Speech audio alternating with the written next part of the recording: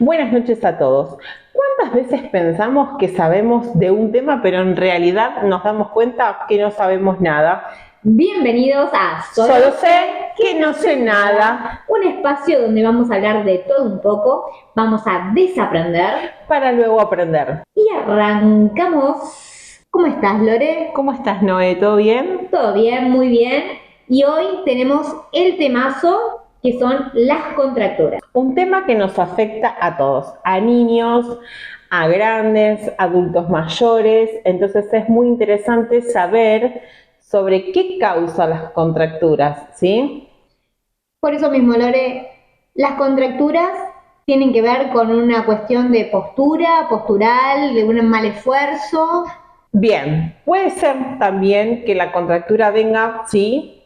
Primero se da sobre la fibra muscular. Segundo, puede tener diversas causas las contracturas. Entonces puede venir por malas posturas sostenidas en el tiempo, pueden venir por bloqueos emocionales o quizás porque haya una deficiencia en su pisada. Nosotros tenemos 3 marcadores posturales: la vista, la mordida y la pisada. Y si en alguno está alterado, siempre va a cambiar nuestra higiene postural. Perfecto. Otra de las preguntas que nos hacen es, ¿utilizamos guantes, no guantes? Podemos utilizar, que es conveniente, si de forma manual o con aparatología. ¿Qué es lo que se recomienda para un buen masaje? Lo ideal, diría yo, sí, tiene que ser el contacto piel a piel. La única manera que nosotros nos ponemos guantes es para hacer la inspección interdigital en los pies. De lo contrario, siempre tiene que estar el estímulo de la mano sin guantes, porque si no se perdería lo que es el masaje, que es el contacto con otros. Si bien es de una manera profesional, pero no deja de causar sensaciones. Perfecto. Otro tema.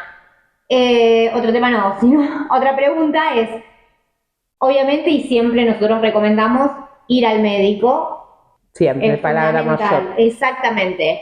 Pero a la hora de hacer, tenés una mínima contractura, ya lo empezás, ¿no? Vamos al masajista, podemos ir al masajista, podemos hacer ejercicios en casa, podemos visitar al médico, al kinesiólogo. ¿Cómo sería el circuito correcto para poder estar bien y no llegar a terminar realmente haciendo 20 sesiones de kinesiología? Acá lo importante, primero la autoridad máxima es el médico. Siempre por cualquier síntoma que ustedes tengan, que lo asocien a algo que cotidianamente no les pasa, tienen que acudir a su médico, ¿sí? Y el médico es el que va a sugerir qué tipo de tratamiento va a hacer. Si va a hacer sesiones de kinesiología, si dentro de la kinesio va a haber sesiones de masoterapia, pero lo importante es que ustedes empiecen a reconocer, ¿sí?, que el cuerpo da señales. Entonces, cuando hay algo que ya no está funcionando bien, el cuerpo siempre va a dar aviso. Nunca dejen para lo último esos pequeños avisos de hormigueo, pinchazo, quemazón, porque ahí el cuerpo está mandando un mensaje como alerta, acá está pasando algo. Correcto. Otro tema, sigo con el tema, ¿no? El tema, otra pregunta es, ¿se habla durante el masaje? ¿No se habla? A mí me gusta que hablen primera y segunda sesión. ¿Por qué? Porque muchas veces el paciente, yo sí, porque muchas veces el paciente necesita poner en palabras lo que está sucediendo. No siempre la contractura viene, ¿sí?, de una mala postura, de un mal movimiento, sino también tiene que ver también por los bloqueos emocionales. Nosotros tenemos que mirar o debemos mirar al paciente como un todo, cuerpo, mente y alma. Exactamente, sí, sí. Yo lo hablo desde el lado de paciente y yo de terapeuta. Claro, me tiro en la camilla y haz, haz tu maravilla. Y es lo mejor, el que todavía no probó un masaje tiene que hacerlo porque es lo mejor del mundo, y sobre todo cuando uno no hace ejercicio. Perfecto. Y la verdad que sea el trabajo que sea, sinceramente nos terminamos contracturando mal y eso se puede agravar. Entonces, yo soy de las partidarias de que mínimo una vez al mes voy al masajista. ¿Y cuántas ¿Se recomienda, cuántas veces se recomienda ir a un masajista? La dejaste titilando, Sí. dijo, ¿no? Si bien, como terapeuta, siempre sugiero hacer 6 sesiones seguidas, o sea, una vez por semana durante 6 semanas. ¿Por qué? Porque uno, si da justo con un buen masajista o masoterapeuta, me gusta más decirlo de esa manera, ¿sí? Si yo vengo hoy a hacerme un masaje y vuelvo al mes, no va a surgir el efecto de que yo necesito que haga. ¿Por qué? Porque acá tienen que haber tareas hogareñas. Nosotros como profesionales vamos a tener siempre la garantía de que todo va a fluir correctamente porque ese es mi deber y mi trabajo, pero también le tengo que dar su tarea hogareña para situaciones que estoy observando como la postura, como alguna sugerencia de ejercicios que el paciente debe tener. ¿Por qué? Porque el paciente tiene que tener calidad de vida y no tiene que depender de nosotros. Perfecto.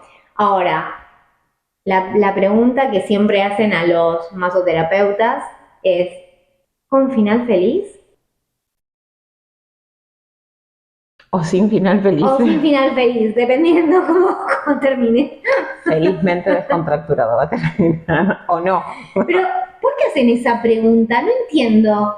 O sea, claramente son personas que nunca se hicieron un masaje, como para tener esa imaginación loquilla, ¿no? Quizás sí, pero se hicieron otro tipo de masajes, no ese. Existen. Todo existe. Todo existe, como en Netflix, ¿no? Hay una serie, creo.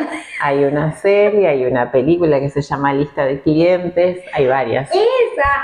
Claro, y de ahí sale que después pregunten, vayan a un masajista y pidan un turno con final feliz.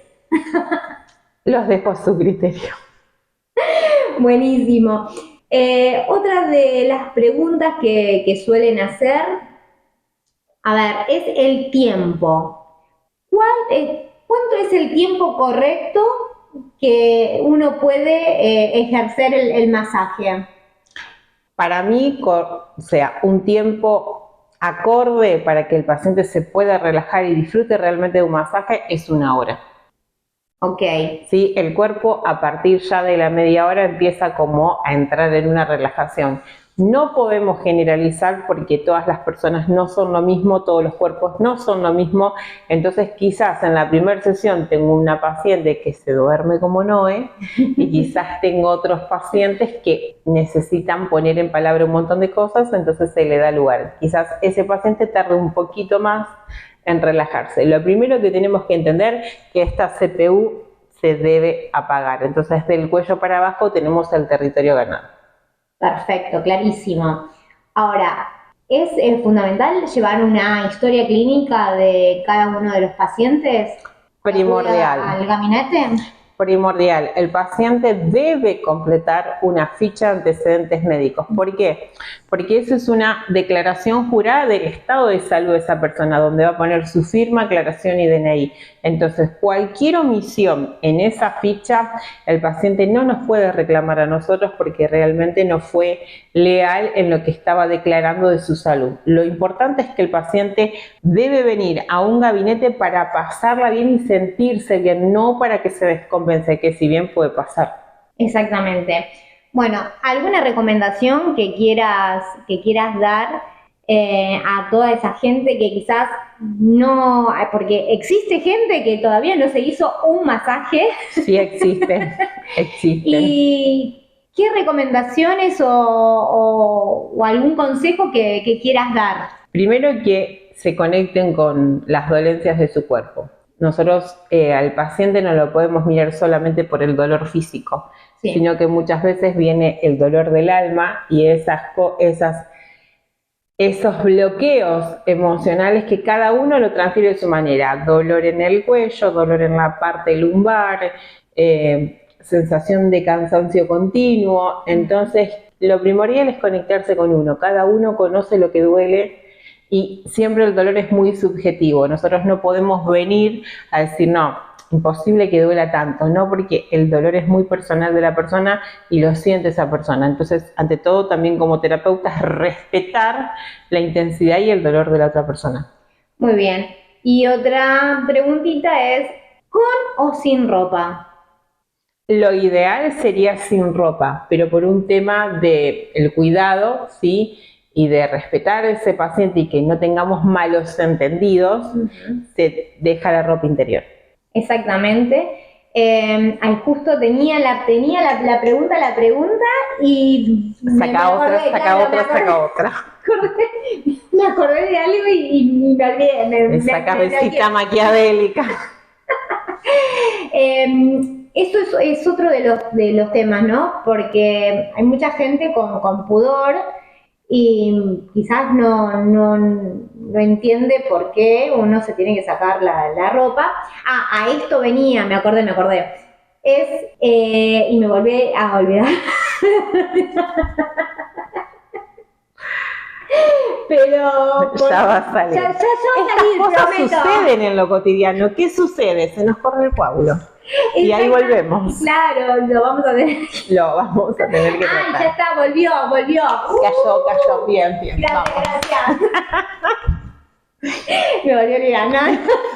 Estamos mal. Ahora, hablando de este tema de que uno tiene que sacarse la ropa, quedarse en ropa interior para que pueda fluir el masaje, la higiene. La higiene es fundamental, así que antes de acudir a un masaje, por favor, se bañan.